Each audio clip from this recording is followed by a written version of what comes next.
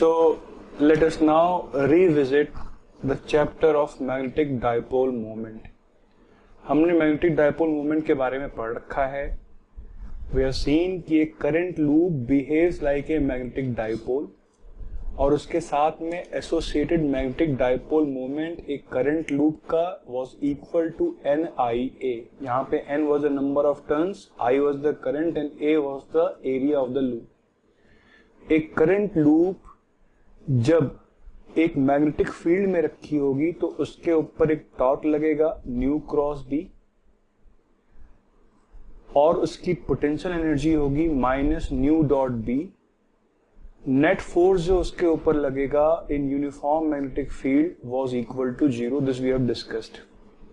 और ये टॉर्क क्या करने की कोशिश करेगा? ये टॉर्क इस डाइपोल को, मैग्नेटिक डाइपोल मोमेंट को मैग्नेटिक फील्ड के अलोंग ओरिएंट करने की कोशिश करेगा. डाइपोल मोमेंट की डायरेक्शन कैसे फाइंड करेंगे करंट लूप के लिए? By the right hand rule. Fingers को कर्ल करेंगे इन डायरेक्शन ऑफ करंट.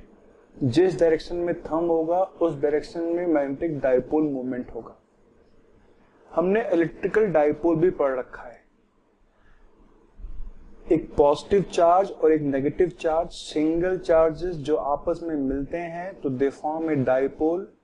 इसका डाइपोल मोमेंट 2AQ के बराबर होता है और dipole moment, electrical dipole moment is from negative charge to positive charge. एक इलेक्ट्रिकल डाइपोल मोमेंट को जब हम एक्सटर्नल इलेक्ट्रिक फील्ड में रखते हैं तो उसके ऊपर लगने वाला टॉर्क टाउ बराबर P क्रॉस E होता है. जस्ट एज यहाँ पे टॉर्क बराबर न्यू क्रॉस बी है, जहां पे न्यू हमने बोला magnetic dipole moment, P electrical dipole moment है. और इस डाइपोल की potential energy minus P dot E होती है, जहां पे E एक्सटर्नल इलेक्ट्रिक फील्ड है, P डाइपोल मोमेंट है. और अगर यूनिफॉर्म इलेक्ट्रिक फील्ड में कोई इलेक्ट्रिकल डाइपोल रखा हुआ है तो उसके ऊपर लगने वाला नेट फोर्स 0 होगा, लेकिन उसके ऊपर टॉर्क लग रहा होगा. और ये टॉर्क क्या करने की कोशिश करेगा? ये टॉर्क इस डाइपोल मोमेंट को इलेक्ट्रिक फील्ड के अलोंग अलाइन करने की कोशिश करेगा. थस एक मैग्नेटिक डाइपोल मोमेंट जो कि एक करंट लूप के से हमने रिप्रेजेंट कर रखा है वो very similar to electrical dipole moment है, at least in terms of formula. Electrical dipole के बारे में आपने पढ़ा कि इलेक्ट्रिकल डाइपोल जब एक्सटर्नल फील्ड में रखा होगा तो उसके ऊपर टॉर्क लगेगा और उसकी पोटेंशियल एनर्जी होगी. एट द सेम टाइम हमने ये भी पढ़ा कि एक electrical dipole will create its own electric field at every point. तो एक इलेक्ट्रिकल डाइपोल ऐसे रखा हुआ है अलोंग द एक्सिस, x दूरी पर जो इलेक्ट्रिक फील्ड होगी created by 2pk upon x cube, जहां पे k is equal to 1/4 pi epsilon के बराबर है. उसी तरीके से एक magnetic dipole which is represented by a current loop जिसका डाइपोल मोमेंट NIA के बराबर है, अभी हमने पढ़ा will create its own magnetic field. ये magnetic field will be created by the magnetic dipole जो कि करंट लूप है इस केस में. और x दूरी पे from the dipole axis magnetic field is equal to mu naught mu upon 2 pi x cube. उसके अलावा इलेक्ट्रिकल डाइपोल में हमने पढ़ा था कि इलेक्ट्रिकल डाइपोल से परपेंडिकुलर, एक्सिस के परपेंडिकुलर x दूरी पर जो इलेक्ट्रिक फील्ड क्रिएट होगी will be in this direction. और ये इलेक्ट्रिक फील्ड की वैल्यू एक्सियल पॉइंट से इलेक्ट्रिक फील्ड की वैल्यू की आधी होगी, pk upon x cube. So the question is कि क्या एक मैग्नेटिक डाइपोल भी इस डाइपोल एक्सिस के परपेंडिकुलर x दूरी पर मैग्नेटिक फील्ड जो क्रिएट करेगा वो इस मैग्नेटिक फील्ड की आधी होगी, mu naught mu upon 4 pi x cube. The answer is yes. Thus एक इलेक्ट्रिकल डाइपोल और एक मैग्नेटिक डाइपोल में there is a high degree of equivalence और there is high degree of parallel. दोनों का बिहेवियर सेम है, essentially दो behaviour है. ये दोनों इलेक्ट्रिकल फील्ड या मैग्नेटिक फील्ड में अपने आप को ओरिएंट कर लेते हैं in direction of electric field और मैग्नेटिक फील्ड. उसके अलावा ये दोनों खुद की इलेक्ट्रिक फील्ड और मैग्नेटिक फील्ड क्रिएट करते हैं और दोनों के फॉर्मूले भी सिमिलर हैं।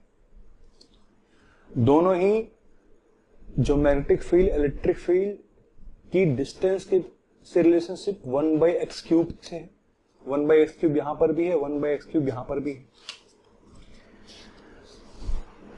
नाउ इलेक्ट्रोस्टैटिक्स में हमारे पास सिंगल चार्ज होते हैं +q और -q। इंडिविजुअली एक पॉजिटिव चार्ज एक नेगेटिव चार्ज एग्जिस्ट करता है।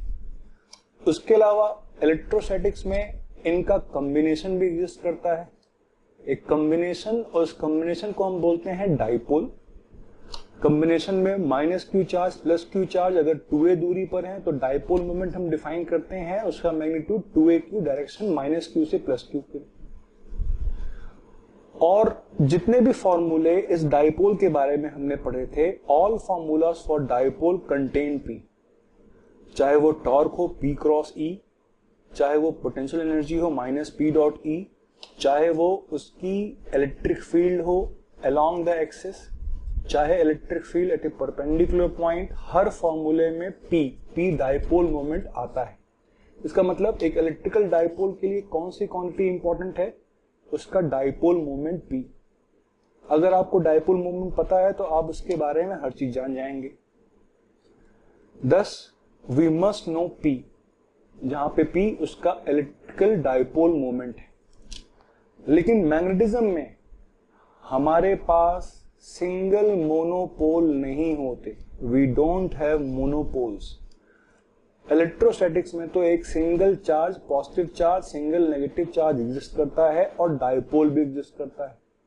मैग्नेटिज्म में मोनोपोल एग्जिस्ट नहीं करते, हमेशा डाइपोल ही एग्जिस्ट करते हैं। We always have magnetic dipoles. So हर वो चीज जिसके अंदर मैग्नेटिक प्रॉपर्टी है is essentially a magnetic dipole. Every body which has magnetic property is therefore a dipole. चाहे वो करंट लूप है, करंट लूप का डाइपोल मोमेंट न्यू बराबर NIA हमको पता है। चाहे वो बार मैग्नेट है, इसका डाइपोल मोमेंट का फॉर्मूला हमारे पास नहीं है।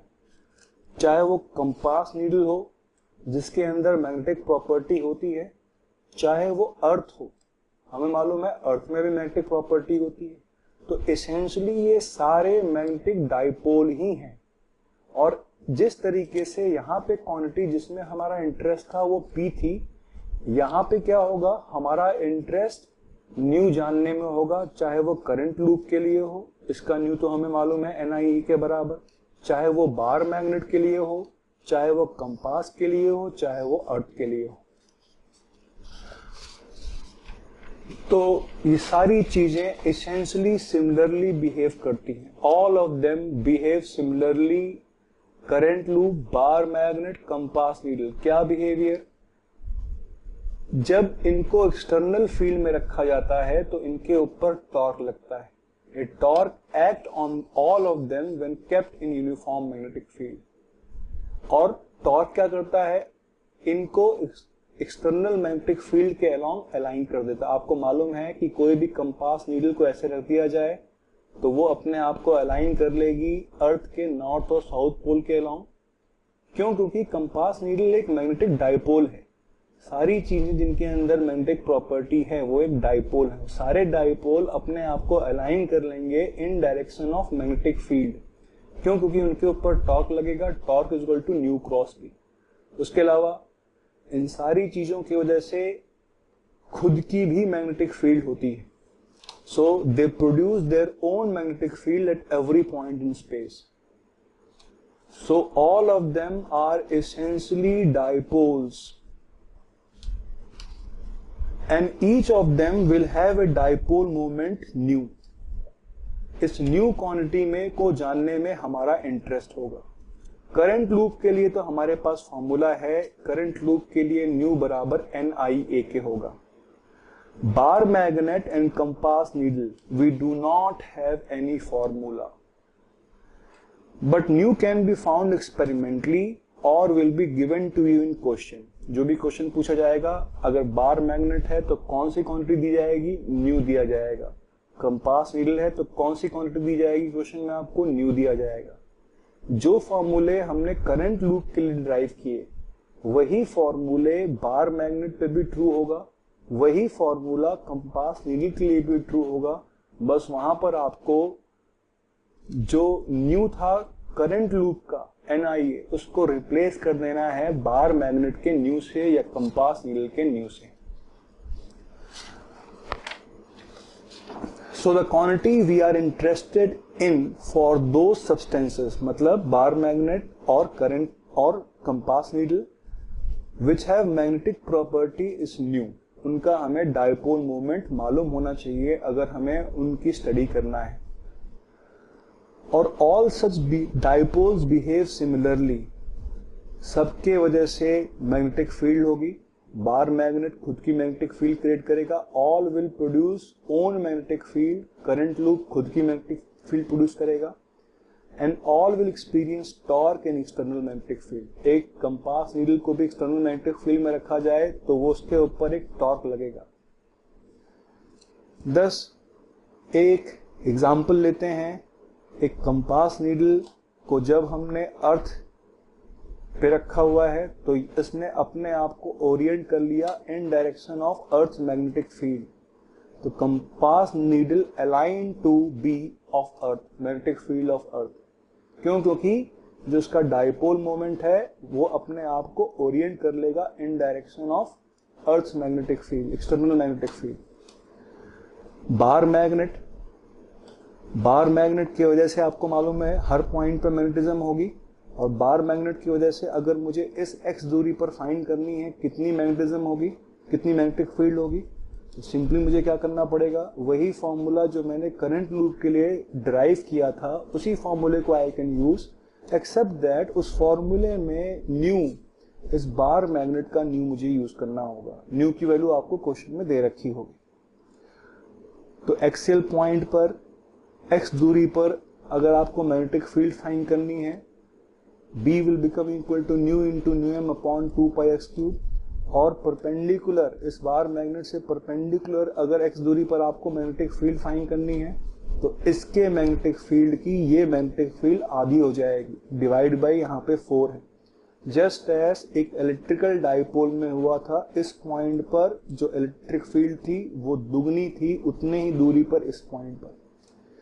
इस पॉइंट पर इलेक्ट्रिक फील्ड इस डायरेक्शन में थी, इस पॉइंट पर इलेक्ट्रिक फील्ड इस डायरेक्शन में। इस पॉइंट पे बार मैग्नेट की वजह से मैग्नेटिक फील्ड इस डायरेक्शन में होगी, इस पॉइंट पे बार मैग्नेट की वजह से मैग्नेटिक फील्ड इस डायरेक्शन में होगी।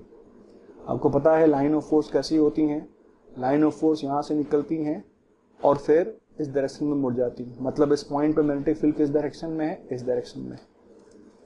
हाइड्रोजन एटम में भी यही था, हाइड्रोजन एटम भी एक डायपोल मोमेंट है which was also creating magnetic field।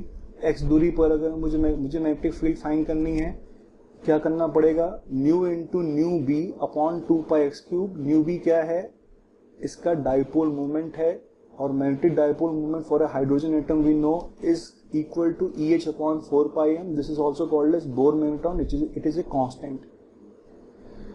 उसी तरीके से एक रिंग है जिसके ऊपर चार्ज Q है, इसका रेडियस R है और इसका मास m है, और ये ओमेगा वेलोसिटी से घूम रही है।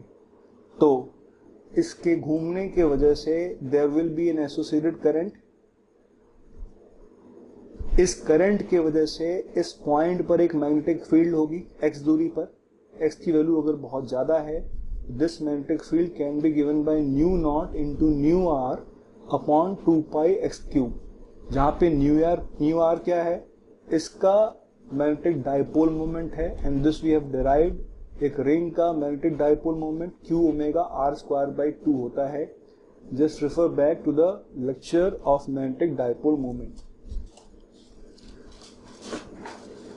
सो all formulas we have derived for current loop will also be applicable for other magnets, provided we replace nu is equal to NIA for current loop for a current loop by nu for that magnet. In fact, a wire loop behaves like a magnet itself.